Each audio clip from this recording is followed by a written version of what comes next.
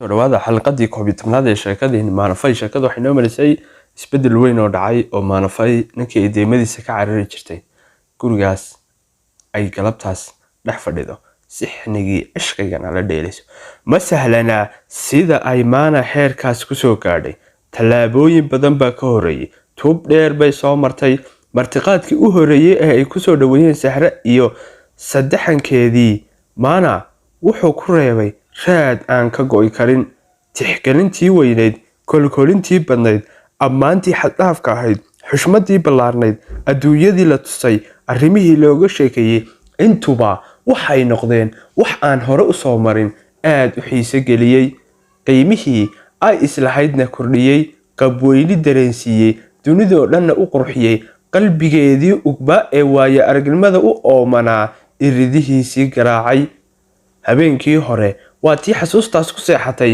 subaxdiina la soo toostay kadib dhowr jeer guriga Sahra booqoshooyin ku tagtay asxaabtiina la kulantay kadis iyo ku talagalba sheekadii sii socotay maana in yar u qalagoysay kooxdiina la qabsatay Sahra horeba uga maqaloonayn Cabdinaasir dhaqsaba uga qalagoysay ulana kaftan wadaagtay Axmed marka ay kala maqan yihiin kaligiisa inta badan ku fikiri jirtay erayadiisii soo gacan jirtay sawirkiisa u muuqan jiray marka ay aragtana way qaloon jirtay markii dambana isaga ku qalagoysay isxirxiridiina ka xarooday marba marka ka dambeeya waxa ay dareemaysay in ay Axmed ku sii xirmayso xasuusteedana uu ka bixi laayahay xogda hasoon xaqiisa u jiidanayso waxay saaragtay iyadoo mar walba isaga ka fakaraysa marka la sheekaysanayo si gaar ah u dhageysanaysa isaga afkiisa eegaysa dadka kale hadalkooda uma dhugma lahayn marka ay iyadu hadlaysana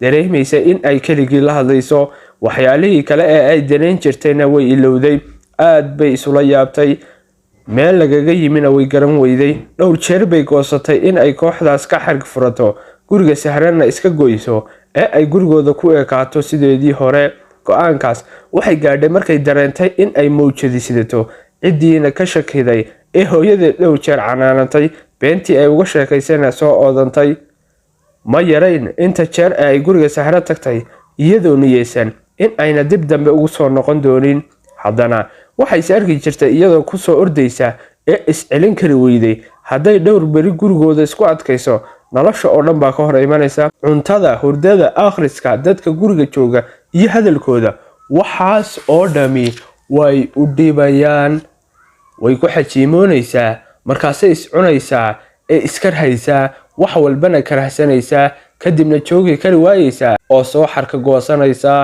muddo kadib Axmed Yamana wixii ay isu qabeen way qarsoomi kari waayeen runtii baa la isku sheegay jacaylkii waa soo shaacbaxay fagaare faydan baa loogu faysteeyay qofkii u horeeyay ee daha ka rogtayna Sahray ahayd kadib markii ay labadooda midba gooni u daristay ay isku cudur yihiin ogaatay ayay u kala xog warantay kuna dhiiri gelisay in ay xanuunkooda isu qirtaan Axmed baa ku horeeyay ee bariyo isbandhigayay maanana markii dambe isqarin kari weyday daahii waa la iska rogay dhufayskiina waa la iskaga soo baxay kalkacaylkii waa la isku gacan qaaday heestii jacaylka waa la darandooriyay maqaar saarkii Sahra waa laga baxay gurigeedii culayskii badnaa waa laga qaaday kooxdii waa laga madax banaanaaday madal jacayl baa meelo cusub laga furtay guriga Axmedna waa uu ka mid ahaa Maanafay waa la soo baray markay cidda fursad yar ka heshaba way u soo dhuumataa dugsigii baa galabta lagu noqonayaa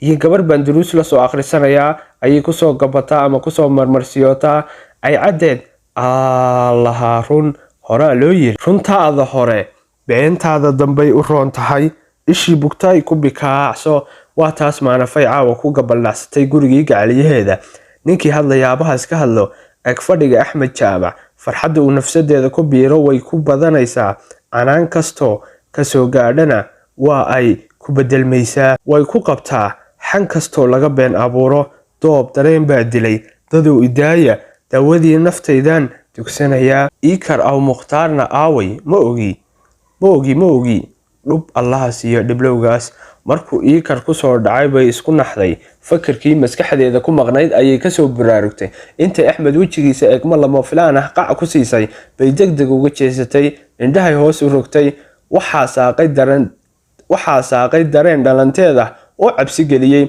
waxay la noqotay in uu Axmed uurkeeda daalacday oo Iikar ka dhex arkay in uu ogaaday arrinta ka dhaxaysa iyada iyo naadeerkeed. iyadoon isgaranaynba wejigiisa xanaaq ka eegtay. marka isgaratayna waa tii durba isqabatay ee degdeg uga jeesatay. waxay ka cararaysaa in eegmadu shaki geliso ama indhihiisa soo jiidato, kadibna uu dareemo walwalka wejigeeda ku sawirmay.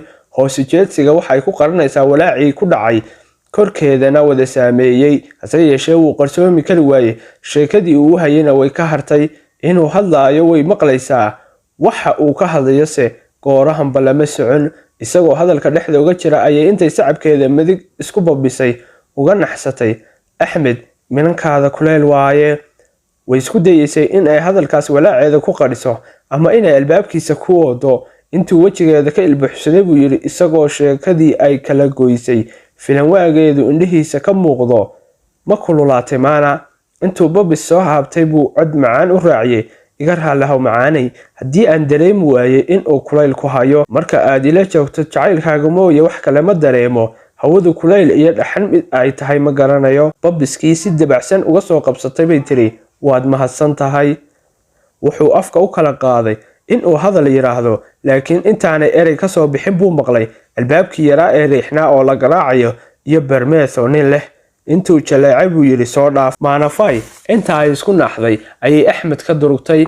inan madow oo xoog weyn baa soo galay. xabad sigaar ah oo daaran baa laba farood dhexdooda ugu jirta. gacanta kalena silsilad dheer oo xirmo furayaal ahi kolushaan ayuu si qabweyni ugu jirto ugu wiifinayaa.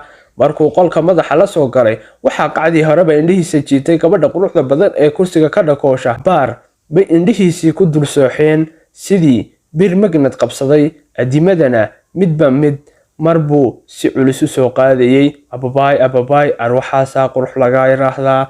daanyeerkani xagee buu ka helay malaa'igtan yar? maxaan anigu heli waayey markuu isagu helayay? aniga intaas magaalada afarteeda gees baabuur la wiifaye. intuu sidaas uurka ka lahaa afkana waxa uu ka lahaa galab wanaagsan. oraah noocaas ah weligii kuma salaamin saaxiibkii Axmed. kajan iyo xifaaluu hore ugu bilaabi jiray. oraahda asluubaysan, egmada hurdaysan, sanqaadka miisaaman iyo sagaarka qabweynida loo jiidayo intuba waa dhoolatus gabadhu ay ka keentay. waa caado uu leeyahay markuu gabadh cusub la kulmo. markuu meeshii gabadhu fadhiday hal tallaabo u soo jirsaday ayuu intuu si xushmad leh u gacan qaaday soo taagay. abaay, kulmiyaha la yiraahdaa. intaan maana u jawaabin buu Axmed dhexda ka qabsaday hadalkii isagoo maana dhankeeda eegaya sidii nin eedka carar ah oo gaashaamanaya in uu saaxiibkii ku eedayo gudasho la'aanta waajibaadkii isbaridda labada qof. kulmiye waa saaxiibkii aan isku dheernahay. iska jir, waa dumaashigaaga koowaad. haddana intuu maana garabka shishe gacanta uga saaray buu yidhi isagoo kulmiye hadalka u jeedinaya. maanafay, waxaan u malaynayaa wax badan baad iga maqashay. waa qoftii aan ku dhaaran jiray. magaceedu kuguma cusba. ha waa qoftii uu barashadeeda iga meermeerin jiray. kulmiye ayaa iskula faqay galabtaas haddaba qabatay. alla ilaahay bagaad ugu timi. ilaan hadduu beryahan dumarkii kale ka go'ay waa nin sabiibkan cidlo ka helay. intuu mar labaad maana gacan qaaday buu yidhi isagoo fikradaas madaxiisa kusoo dhacday. dhool cadayn ku qarinaya gacanteedii dabacsaneedna weli ku dhagan. maana miyaa qoftani? waa runtaa. magaceeda uma cusbee, arigeeda uunbaa ii dhimanaa. isagana galabtaa nasiib u yeeshay. barasho wanaagsan maana. barasho wanaagsan bay ka daba tiray iyaduna iyadoo gacanteedii ku dhagan ka furfuraysa. uurkana ka leh iga fuq bisinkee. aad baan ugu faraxsanahay. isagii baa sii watay isagoo kursi soo jiitay ku fariisanaya. in aan galabta dumaashiday bartay inkastoo aynaan is arkin. waan la socday in aad qof wanaagsan tahay. sidaas darteed waxaan hadda ka hor Axmed ku yiri habeenka u horeeya ee aad maana iskaaga bartid labadiinuba anigaad ii casuumantiin. nasiib wanaag caaway noqotay. casuumadaydii waan fulinayaa, idinkuna waad iga aqbalaysaan. adiga sharafkaaga ayaynu isku casuumaynaa. maana isbarashadii qoyska oo dhammaystiranna waynu u dabaaldegaynaa. soo maaha maana? qaninka noogu duug. allah iyo cisag. abow waa mahadsan tahay. caawa waqti ma qabi ayay ugu jawaabtay iyadoo dhoolo cadaynaysa. qosol dhab ahna isku celinaysa. waxay isaga dhigaysaa qof hadalkiisa u bogtay ee riyaaqiisa u qoslaysa. dhabtuse waxayd hadal tiradiisa iyo indhaadeegiisa ayay ku qoslaysay. Axmed qudhiisu marbaa qosol kasoo fakan gaaray markii kulmiye ku andacooday in uu martiqaadkiisa hore ugu sheegay. markuu beenta u qurxinayo maqlay buu intuu derbiga xaggiisa u jeestay uurka ka yiri iska wad waa munaafiqnimadaadii aad weligaaba hablaha ku indhasarcaadin jirtay kulmiye martiqaadku ka dhab buu ahaa ka sadaacad ma ahayn markuu maana arkay buu go'aan degdeg ah ku gaaray inuu daraadeed u baabiyo barnaamijkii habeenkaas u qorshaysnaa wuxuu la ballansanaa 2 gabdhood oo uu xalay iyagoo wadada taagan ka qaaday ee uu soo cashaysiiyay kadibna ay ku adkaatay inuu midkood ku kaliyeysto tan labaadna kharijiyo waqtiguna ciriiri buu ahaa waayo gabar uu labadaas bari wadwaday buu gurigii kula ballansanaa sidaa awgeed ayuu asxaabtii cusbeyd ku yiri waa inoo habeen dambe axmedna wuxuu soo maray inuu hore u soo qaado ee ku yiraahdo naagaha mid iga qabo si uu tan kale deynkiisa uga soo guto markuu maana fay arkay hablihii fiidmeertaha iyo barnaamijkoodii waa uu la qiimo beelay hase yeeshee martiqaadkaas iyo barnaamij burburintaas kama ahayn deeqsinimo ka badatay iyo daacadnimo saaxiib ahaaneed kama ahayn inuu danaynayo maanafay iyo axmed midna isaga meesha dan ku watay waa caado uu leeyahay marka uu gabar qurxoon la kulmo inuusan si fudud uga gudbin isku dayidiisa hore waa inuu isla markaasba barnaamij la samaysto hadday taasi ku adkaato waxa uu ku dadaalaa inuu ka guntado xarig uu beri ku raadraaci karo sida gurigeeda taleefankooda meesha ay ka shaqayso ama dugsiga ay dhigato iyo waxa lamid ah kuma aamino taleefan ay isaga kay qorto ama ballan ay u dhigato oo kaliya ah isla markaas waa inuu inta uu la joogo burhaantiisa wax ka tusaa ee run iyo beenba ku indhasarcaadiya si ay arigiisa labaad ugu soo hilowdo taasi waa qofta caadiga ah ee uu waarsanayo laakiinse tan way ka duwan tahay waa dumaashada miyaa damac ka haya xaasha lillaah sharaftaa ka weyn oo hadda maxaa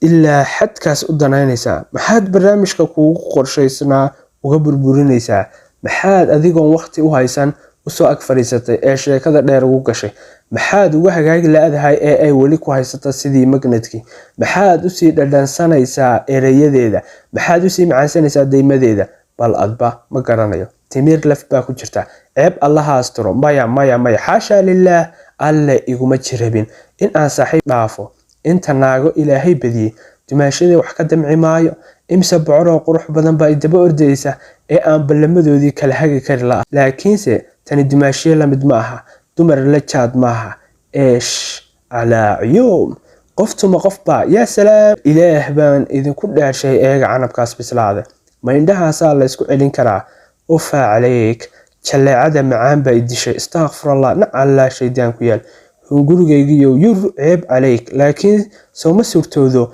in ay saaxiibkaa kala haraan ilaan isma qabaane ee aad markaas kadib cidlo ka hesho haa maxay suurtoobi weyday yaa khaymo isaga haro talow sidee uga reebaa calaa kulli xaal qofta si fiican isuba intii uu xabad sigaara shidideeda ku marmarsiyoonayay ayay maskaxdiisa mawjadaas oo dhan dhex maquudhay dhowr jeer buu maanafay ku celceliyay soo bandhigidii martiqaadka waxa uu isku dayay inuu ku qanciyo hase yeeshee waa ay soo dabici weyday waxay markii dambe ku afgobaasatay caawada ma ku talagelina waqti kale haynoo ahaato axmed markii dambe ra'yigaas afgobaadsiga ayuu maana ku garabsiiyey saaxiibkiisna waxa uu ku qanciyay in ay maana galabtaas oo dhan gurigooda kasoo maqnayd intaas ka badanna ay kasii maqnaan karin waana wax jira waxa uu kale u raaciyay in loo baahan yahay in kulmiya saaxiibadiisna martiqaadka ka qaybgeliyo taasina ay habeenkaas suurtagal noqon kareen maxaa yeelay qoftii la martiqaadayo waa in ay waqti hore la wargeliyaa buuri isagoo si dadban kulmiye ugu sheegaya in martiqaadkiisu degdeg yahay loona baahnaa caawa haddii uu maana martiqaadayo in uu shalay ama doraad soo sheego sidaas ayuu ku fashilmay qorshihii kulmiye maana waxay soo xasuusinaysaa kulmiyaa yiri isagoo maana eegaya gabadhii sanadkii dhoweyd ku guuleysatay tartankii boqorada quruxda adduunka ee London lagu qabtay aad baad isugu eegsiin haddaad isku dal u dhalan lahaydeen waxaan is oran lahaa waa mataano axmed markuu warkaas maqlay buubugaa koomadiin maana gadaasheeda yaala ku dul rasaysnaa ku dhaqaaqay sidii inuu ninka sheekada u dhugma lahayn buubuu kusii jeestay laakiinse buuqa muu akhrinayne beenta kulmiye gabadha ku dawaqinayo ayuu dhegta ku xaday uurkana ka dhibsanayay waxa uu ku sugtay inuu yiraahdo ahay waa markaagii adeerow boqorad quruxdeeda maadan aragay gabadha beenta iiga dahiga boorgoyne ad gabadhaas intee ku aragtay maanafay baa weydiisay London baan ku arkay markii tartankaasi ka socday England baa barigaas dalxiis ku joogay bari dambena Paris baan ku arkay hoteelka Hilton oo aan deganaaba iyaduna soo gashay habeen baan caweyska hoteelka ku casuumay iyaduna markay casuuntay hablaha Yurub kuweeno kale ma ahee waa dad ilbaxa kadib qoftii sidii baan ku saaxiibnay Axmed intuu saaxiibkii shaqo ku siiyay buu haddana buugtiisii ku jeestay deymadiisina kulmiye waxa uu ka gartay inuu leeyahay nin aan beenta ka xishoon baa tahay goorma la dhantarta quruxda lagu qabtay yaase adiga sanadkii dhawaa London ku geeyay waatayna sogayna xageesa ku aragtay Hilton Pariska yaaba sanadkii dhawaa tartan qurxeed bay isugu yimi maanafay oo arrimahaas oo dhan waxba kala socon sheekadii kulmiyana xiisa la yeelatay baa weydiisay oo Paris maxaa ka jeerisay intuu yara ruqaansaday ee fadhiga iyo codkiisiiba haybadeeyay buu yiri shaqad Faransiisa oo aan lacag ku lahaabaan la soo xisaabtamayay markii arintii halkaas gaadhay buu Axmed intuu adkaysan waayay ka dhaxkalay intuu saacada eegay buu yiri kulmiye baabuurkii waad wadataa Soomaha maxaa baabuur la'aan ay dhigay intuu kacay buu yiri isagoo istiyaarinaya oo katabaanka surweel ka soo haabanaya fiican weeye haddaba inakici waxaynu sii dhaweynaynaa maanafay halka inoo joogto shaqada tan xalqada xigta salaam calaykum